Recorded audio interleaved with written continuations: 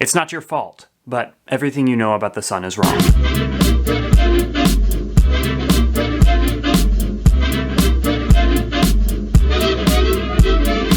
If you ask any elementary schooler why the sun is shining, they'll probably respond with, oh, it's a big ball of fire that's burning and sending heat down to us.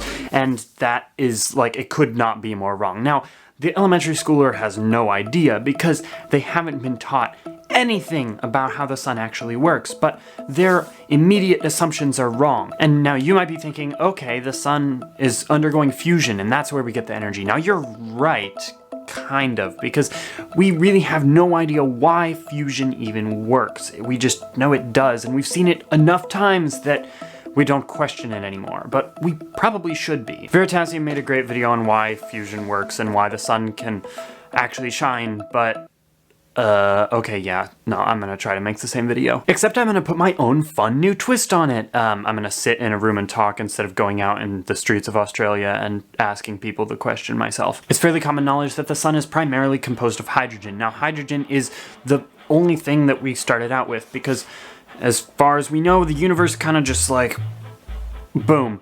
And there's a bunch of stuff, and it's just protons and electrons kind of clump together because they have opposite charges, and so the proton will exist and the electron will kind of follow it around. Now, it doesn't orbit. I don't have time to explain it all, but basically the proton kind of just goes wherever it goes and the electron follows it, kind of-ish.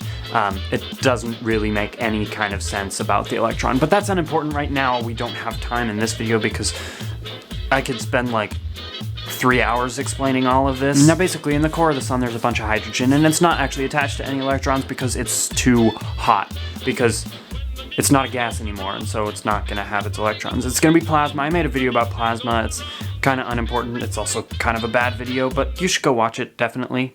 Maybe.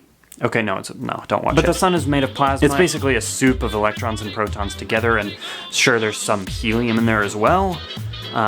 That's unimportant. We're talking about the hydrogen. So it's just a bunch of protons and electrons, and they're kind of just mingling about. They're not attached to each other like they normally are when we experience them. But the sun is like really big, and because it's really big, it can collapse a bunch of the stuff in the middle and compress it like a lot. Like there's some giant number on the screen right now, probably representing the amount of tons of force that is being compressed upon in the center of the sun. Yeah, it's a huge number because the sun is so gigantic and massive. So that force allows protons to get close together, like really close together. It's the heat and pressure inside of there because, you know, normally protons don't like to be near each other. The electromagnetic force says that opposites attract and like charges repel. So theoretically, we have two protons, they come closer together and they just get shoved apart. But because the sun is so massive, there's so much gravity that they get shoved so close together that another force that you've probably never heard of comes into play called the strong force.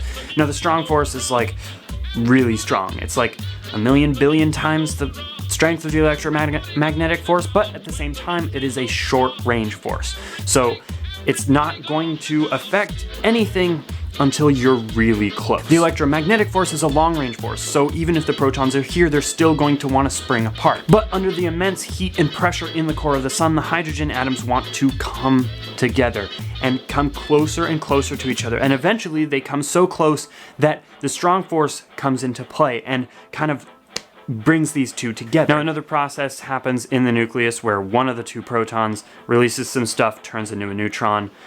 It's confusing. I don't understand it yet, but it turns into a neutron and then some other stuff happens. Basically, it fuses together, forms a new atom, and turns into helium. So the mass of a hydrogen atom is 1.008 atomic mass units, but that is completely irrelevant right now. What we're going to talk about is the atomic mass unit of a proton, which is 1.007276 atomic mass units, slightly more than one. That's the mass of a single proton. The mass of a single neutron is 1.008665 atomic mass units. Now, the atomic mass of an atom of helium is 4.0026 atomic mass units. Now, you probably don't notice it because of all the decimals and stuff, but something doesn't add up.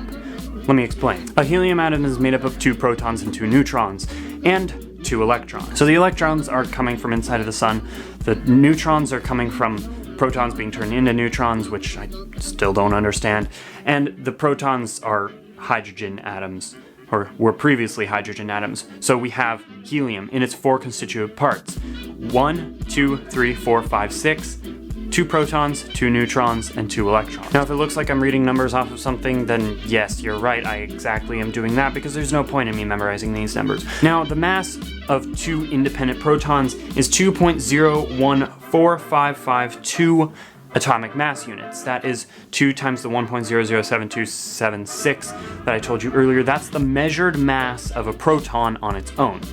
The same thing for the number of neutrons, which is 2. It's 2.01733. And for 2 electrons, they have almost no mass, but it's 0.001098 atomic mass units. Now the sum of all of these is 4.03298.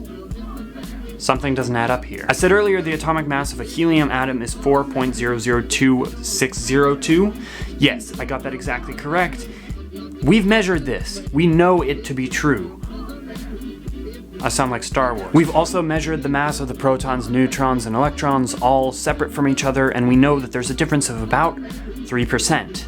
That can't be explained by just mathematical error, because I've been keeping all decimal places. In fact, there's a difference of 0.030378 atomic mass units. Now, where did this mass go? Let's talk to Einstein. Einstein famously wrote that E equals mc squared. You've definitely heard of this, there's no question about it. But likely until now you never actually knew what it meant. Yeah, so apparently when you are an amateur at YouTube, sometimes you forget to say entire sentences. So what Einstein meant by E equals mc squared was that energy, big E, is equal to mass, or matter, times c, which is the speed of light squared. So energy and matter are the same thing. That's what he was trying to say. Back to past self. But this difference in mass means that energy was released in this core of the sun. That's where the energy comes from. Now, why does energy equal mass? Yeah, we really have no idea. So we're taking 2 more hydrogen that were somehow turned into neutrons and 2 electrons.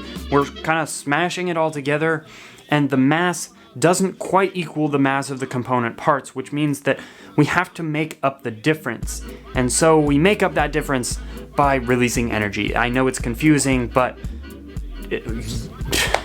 it's confusing. Yeah, there's no getting around that. So we take 2 protons and 2 neutrons and we kind of smash them all together. But in the process, a little bit of mass is released. That mass turns into energy because Einstein said it did. He made a guess and he was right.